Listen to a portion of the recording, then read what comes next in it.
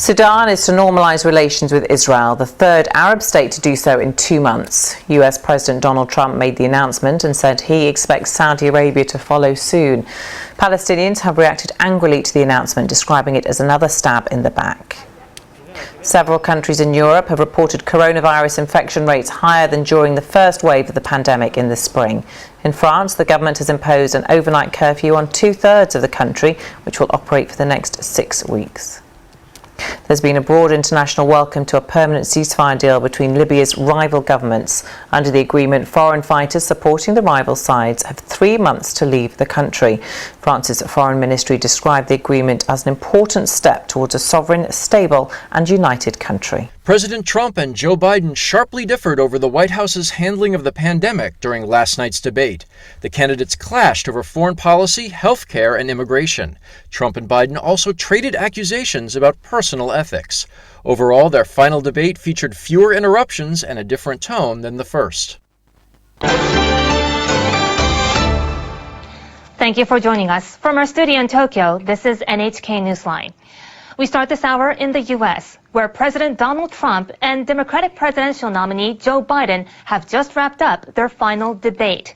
The one-on-one in Nashville, Tennessee comes less than 2 weeks before the November 3rd election. Plexiglass barriers were going to separate the two rivals, but were removed at the last minute as both tested negative for COVID-19. The coronavirus pandemic dominated the first part of the debate. Trump defended his handling of the crisis, while Biden criticized the president's response. This is a worldwide problem, but I've been congratulated by the heads of many countries on what we've been able to do. If you take a look at what we've done in terms of goggles and masks and gowns and everything else, and in particular ventilators, we're now making ventilators all over the world, thousands and thousands a month, distributing them all over the world. It will go away, and as I say, we're rounding the turn, we're rounding the corner. It's going away. The expectation is we'll have another 200,000 Americans dead between now and the end of the year. If we just wore these masks, the president's own advisors have told him, we could save 100,000 lives. And we're in a circumstance where the president thus far and still has no plan, no comprehensive plan. What I would do is make sure we have everyone encouraged to wear a mask all the time. I think we have to respond to North Korea was also discussed, with President Trump saying he's made progress with Kim Jong-un. I have a very good relationship with him. Different kind of a guy, but he probably thinks the same thing about me. We have a different kind of a relationship. We have a very good relationship, and there's no war. What has he done? He's legitimized North Korea. He's talked about his good buddy, who's a thug, and he talks about how we're better off. And they have much more capable missiles, able to reach U.S. territory much more easily than ever did before. Trump and Biden touched on a wide range of issues during a debate that spanned more than 90 minutes. They discussed election interference by Russia and Iran, healthcare, justice reform, and Trump's taxes. Trump also repeated unsubstantiated allegations about Biden's son's business dealings in Ukraine. The first debate between the two was dominated by interruptions.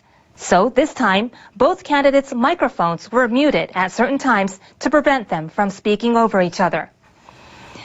This debate was one of Trump's last high-profile opportunities to try to sway voters. He faces an uphill battle as recent opinion polls show him trailing Biden.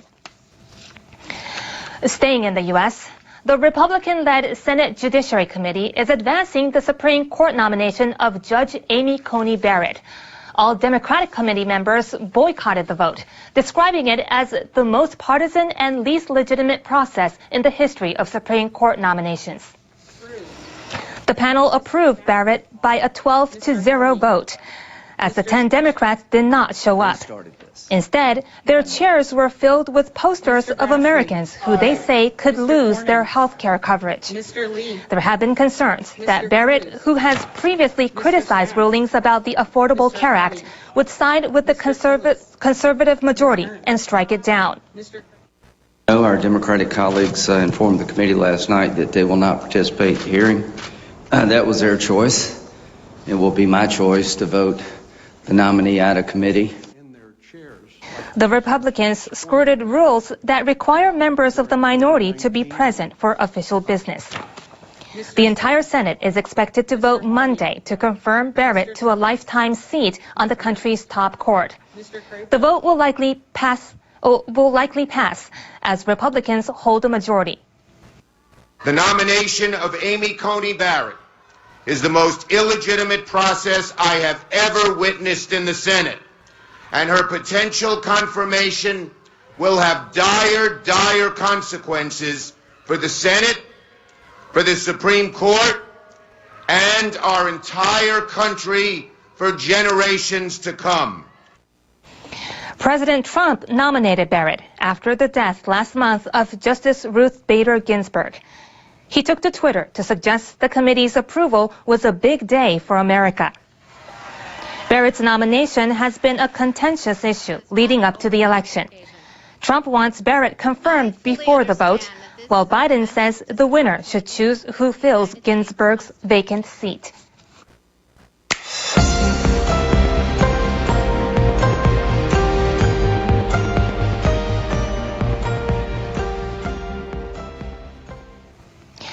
Now an update on the turmoil in the African nation of Nigeria.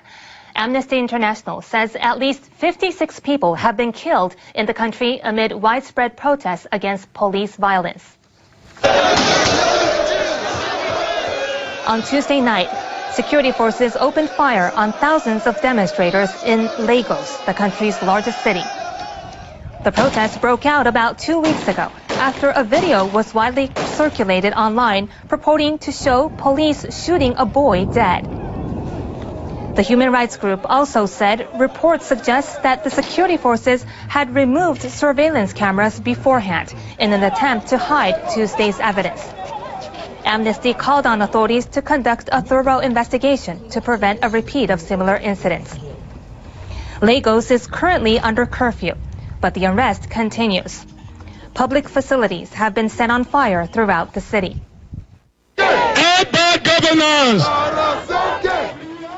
In New York, about 80 people, including those of Nigerian descent, gathered to denounce human rights violations by Nigerian authorities and to demand the resignation of the country's administration. I have to be honest, my friend was one of those who got shot. And we know how the government has been running the country, a lot of corruption. And I believe it's over $100 million are being paid to 467 African officials, which is more than double the budget that's being given to allocate for education and for other resources in the country. Nigeria, with nearly 200 million people, is the most populous country in Africa and has a thriving economy. As the coronavirus spreads around the globe, Europe is no exception. France, which has seen a spike in infections, has extended its curfew in an effort to fight the spread of the virus. France confirmed more than 40,000 new cases for the first time on Thursday. There is growing concern that the country's healthcare system could soon be overwhelmed. The situation in the country has continued to worsen. We will study the effectiveness of past measures next week. The government may further step up measures. Jean Castex said the curfew that has been in place in Paris and elsewhere since Saturday will be extended at midnight on Friday to cover more than 2/3 of the population. Germany also saw its highest daily total on Thursday, topping 11,000 cases for the first time. A government institution called on people to take precautions to slow the spread of the pandemic. The Belgian government said on Thursday that Deputy Prime Minister and Foreign Minister Sophie Wilmès was in intensive care after testing positive, but added her condition was stable. Belgium has the second highest number of infections per capita in Europe. Data from Johns Hopkins University in the U.S. show that the total number of cases around the world has now topped 41 million. Over 1.1 million people have died. China is reacting sharply to the U.S.'s decision to sell more weapons to Taiwan. Officials in Beijing are warning retaliatory measures are not being ruled out. The Trump administration notified Congress of its plan on Wednesday. Among the weapons that will be sold are land attack missiles carried by fighter jets and truck-based artillery rocket launchers. The sales could total $1.8 billion. China's foreign ministry spokesperson called on the U.S. to stop the arms sales. It also urged Washington to halt military exchanges with Taiwan. The sales seriously interfere with China's internal affairs, send out gravely wrong signals to Taiwan independence forces, and severely undermine China-U.S. relations and peace and stability in the Taiwan Strait. China firmly opposes the sales. The spokesperson added China will respond if necessary, depending on how the situation develops. China has become increasingly irritated by the Trump administration's actions on Taiwan, such as arms sales and visits by senior U.S. officials. Separately, the Chinese government and the Vatican have agreed to extend a deal on the appointment of bishops in China for 2 years. The sides have no diplomatic relations, but some analysts say this agreement could be a sign that their ties are deepening. We will continue to maintain close communication and consultation and advance the improvement of bilateral ties. The two sides announced the extension on Thursday, when the original 2018 deal was set to expire. The Vatican said in a statement that the agreement would help it continue to work with China for, quote, the benefit of the life of the Catholic Church and the good of the Chinese people. One expert says the deal could help the Vatican raise its profile in Asia, where it has long struggled to gain a foothold.